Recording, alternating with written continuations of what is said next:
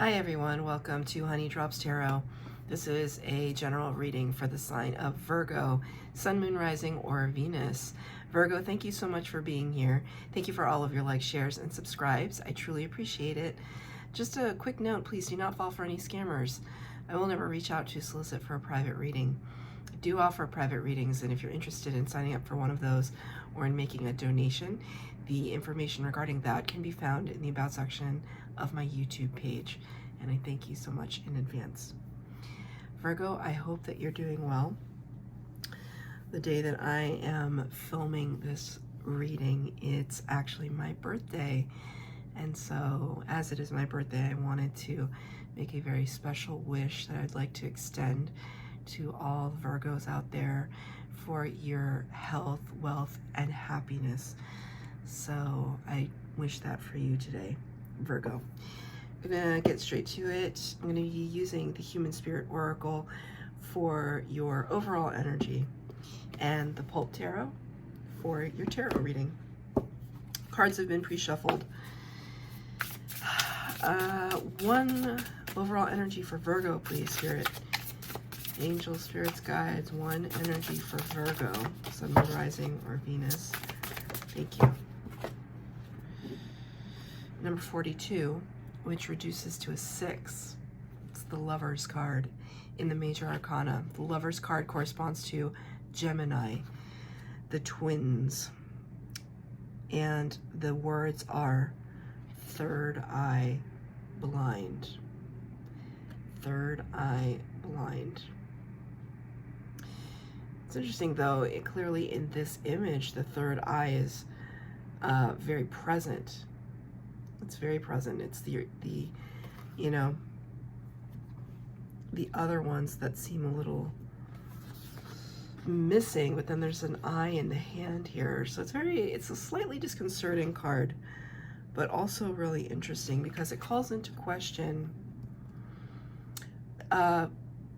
which one of your senses are you really relying on at this time?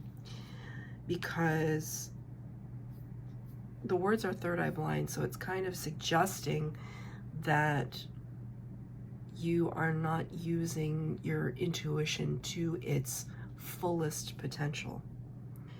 And that could be because your other eyes, the two that you use to see the world with or use to create your perception of the world, are actually overriding your instinct and your intuition and your connection to the divine. This is not a criticism. As I was saying it, I was like, oh, it feels like a criticism. It's not a criticism. It's just, this is the intuitive message that I'm getting right now, that Spirit is, you know, they really have a lot of messages that they want to bring to you. And it's hard for them to do that if they don't have a doorway or an opening to, or a channel, right? It's like if you are the receiver, you're the radio receiver, and they're sending out their frequency. There's nothing like the unique radio station that's just for you. You're not dialed into that radio station at this time. And Spirit is saying you're more than capable of doing that, but you could be preoccupied with the concerns of the material world. And quite frankly, who isn't, right? But I think this is a call to try your best to focus a little bit more on quieting the mind, closing the other two eyes so that the third eye has space to open. Like even, you see, like even when I'm doing this, right, I can feel like energy from my third eye, like right here. It's like projecting out past my head. Your third eye is so powerful. It's almost like once you turn the switch on, it's hard to turn it back off. I feel as though maybe you've dabbled in it, Maybe it scared you, you know. Some people, I mean, even me, like lately there have been some kind of strange things happening around me, and I've had to have a talk with my guides and just be like, look, we made a deal and I'm not trying to see anything scary, thanks. Right? You do have to protect your energy, but when messages from your spirit guides come through, messages from the universe, it's very exciting. It's very, very exciting. I'm going to pull 3 cards for the base spread, 3 cards for clarifier, past, present, and future.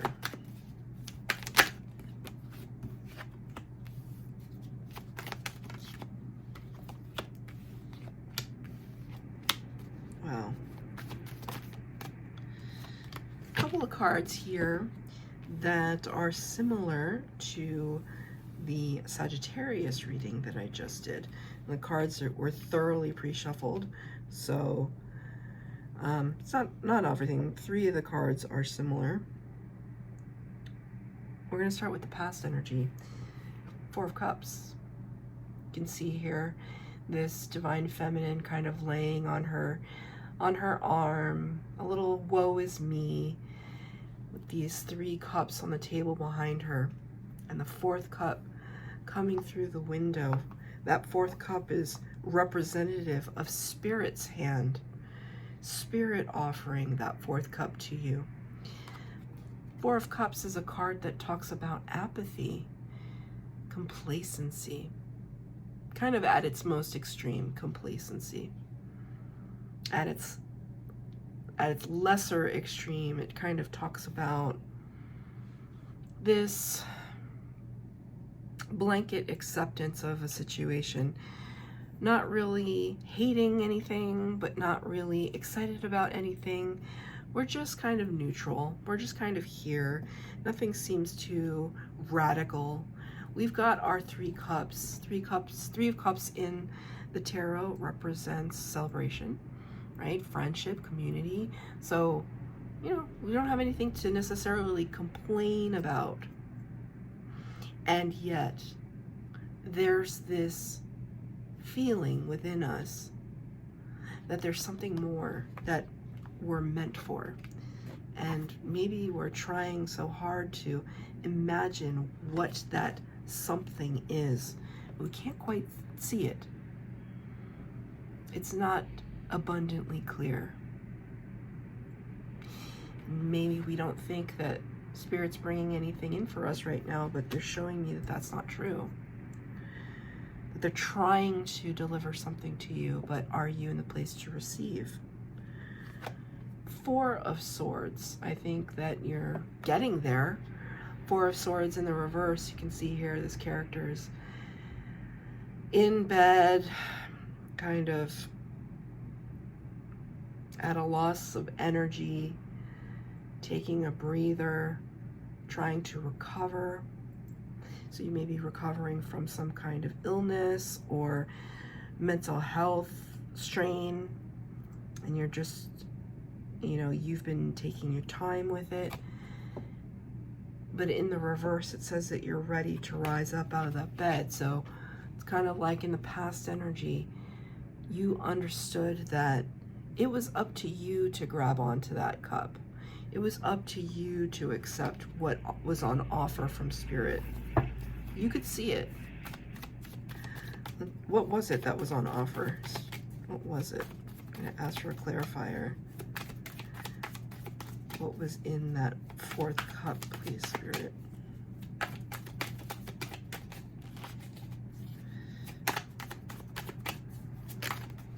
Two cards came out. The Strength, Major Arcana number 8, representing Leo. And the Knight of Pentacles in reverse. This is Earth energy. Let's talk about this. Major Arcana, anytime I reference the Major Arcana, it talks about divinely guided energies. So there's Major Arcana, which is the first 22 cards, and Minor Arcana, which is the rest of the tarot deck.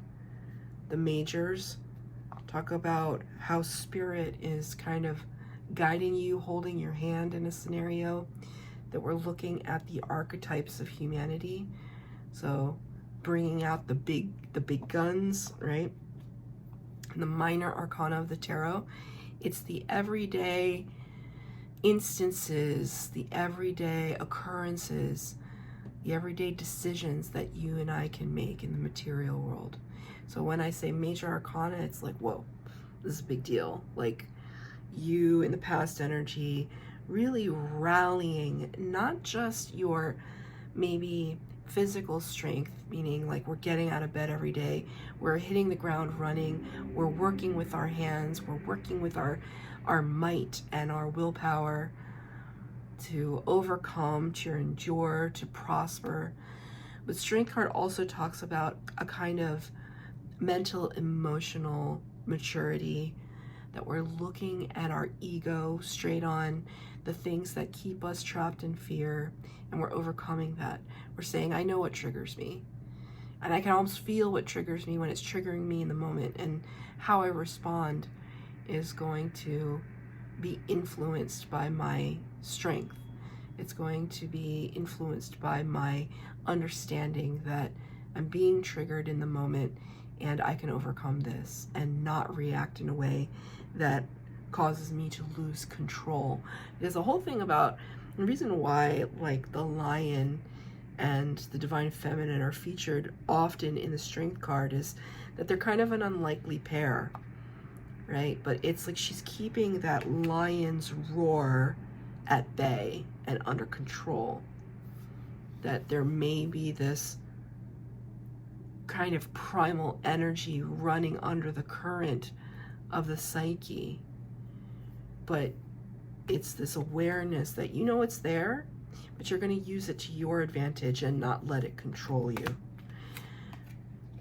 With the Knight of Pentacles in the reverse, very slow moving knight. The knights are always usually fast moving and they have a lot to say and a lot of energy to bring in. But in the reverse, this is already the slowest knight, because it works in the realm of the material world where we're not just dealing with our own wants and desires and actions, but also the wants and desires and actions of every other person.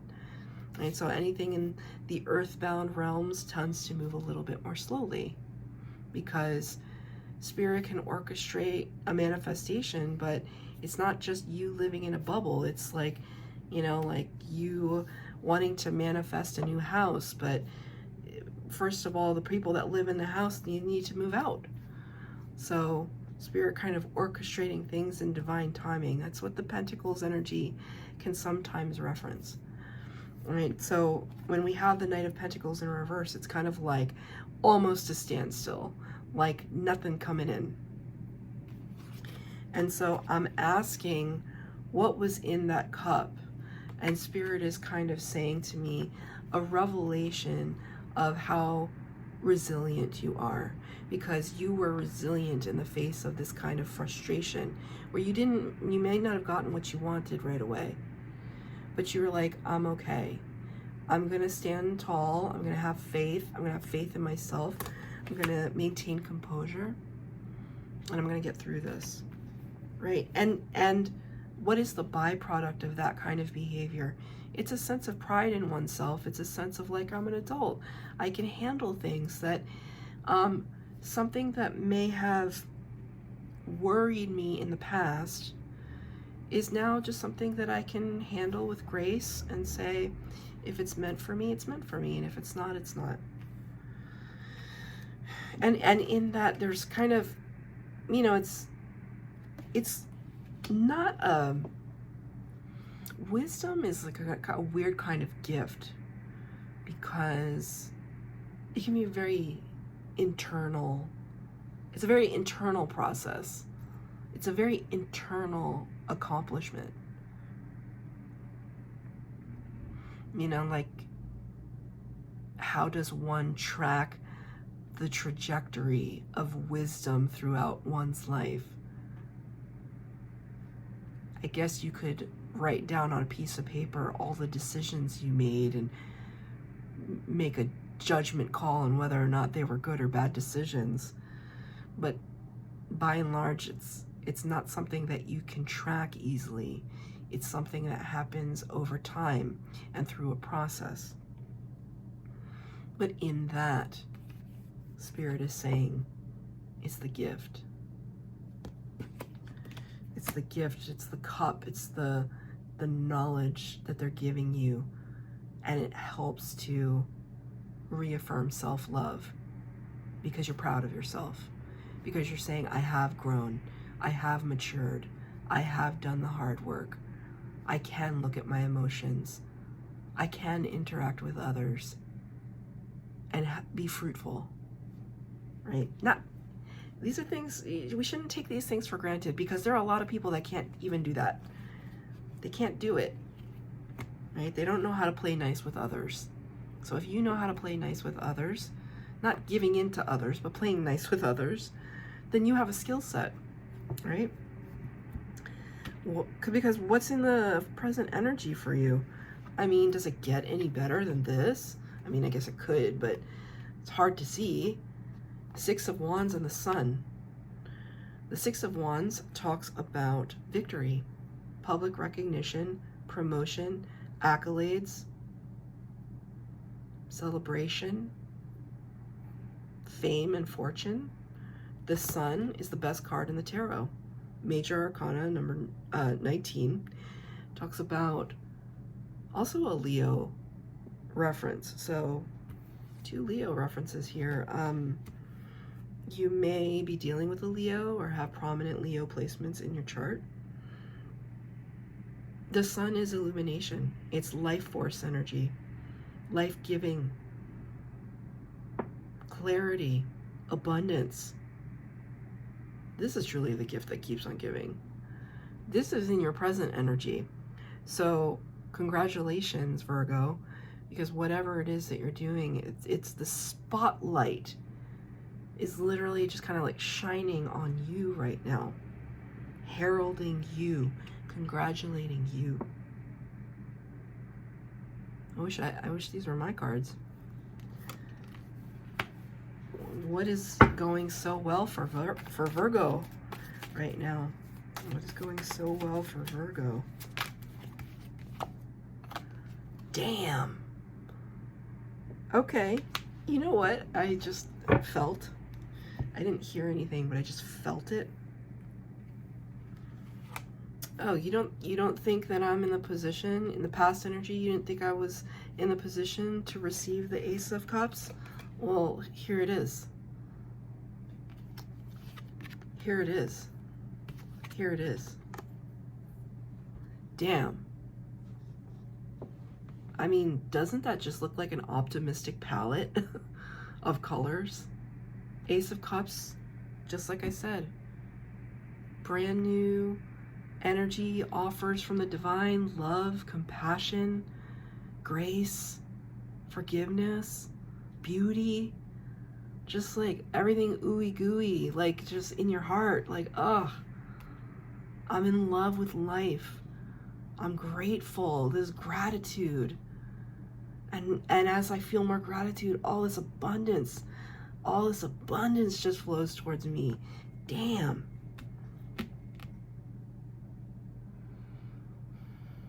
I definitely heard, I felt a Virgo energy saying, oh, you didn't think I was ready for it? Here I am. Saying, thank you, Spirit, I receive. So I don't know if this is a new job or some kind of beautiful inheritance or somebody bestowing something upon you. Or perhaps it's just this like epiphany of creativity. Like maybe you're an artist and you just like, or a writer, and you just had this great idea and you're starting to act on that idea, starting to follow your creative path. And just, right, once it's like a current. And once we put our boat in the water and the current starts to take us, it's like everything is easy as pie. It just everything moves, everything flows. And what's the future energy? This is where we start to self-sabotage. 9 of Swords. Come on, Virgo. are third eye blind. Starting doubt, starting to call into question. Do I deserve this? This is too much. Am I allowed to be happy? I just heard.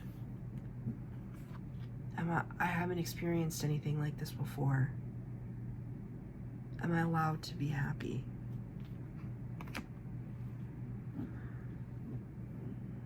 It's like you got this taste of relief, and then you started to panic about it.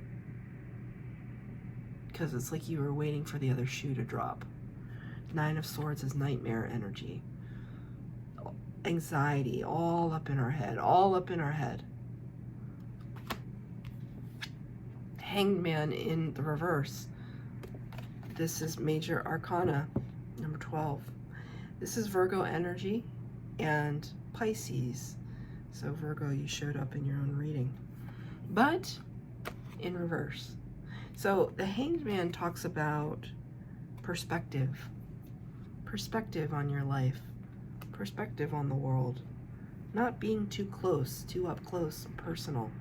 Wanting to just step way, way, way back. Like being able to see your surroundings in Technicolor. But when the card is in reverse, it's kind of like maybe releasing yourself from a narrative that wasn't serving you, or trying to release a narrative that doesn't make sense. Can I have a clarifier on the future energies, please? Nine of Swords and the Hanged Man in reverse. Whoa! Okay, a whole bunch of cards fell out, but the one that was, I'm not going to take them all, it was like 10 cards. But the one that fell on top of the other two cards, right, like this, was the Three of Swords. So, you know, I'm going to tell you right now. Spirit doesn't get it wrong in terms of what cards come out. Now, I'm a human being, and I'm just interpreting cards, so I don't know if I get it right or I don't get it right. I mean, Spirit would indicate to me if I wasn't saying something right, they would indicate it to me, but this is not a mistake. Three of Swords, the heartbreak card. Heartbreak, heartache, disappointment. It's exactly what I was saying before, like self-sabotage. Everything looks so Gucci, right? Everything looks so good. It's so good for me in the present moment. Like, my career's going well, my health feels good for the first time in a long time, I've got friends, whatever it is for you, whatever abundance means to you. And then in the future energy, you really, and you know, why are you watching tarot? You want some insight on something? You're running the risk of sabotaging yourself. And that's where this third eye blind card comes out. Because it's like, you just got a glimpse of the blessing and then you're just like closing your eyes to it. Maybe because it's so bright. It's so bright that you like, it's kind of like this. Right, it's like so bright, but I want to look at it. Look how bright it is with the sun. It's so bright, it's so beautiful. I'm afraid to look at it though. I don't know if that's for me. Three of Swords in the reverse talks about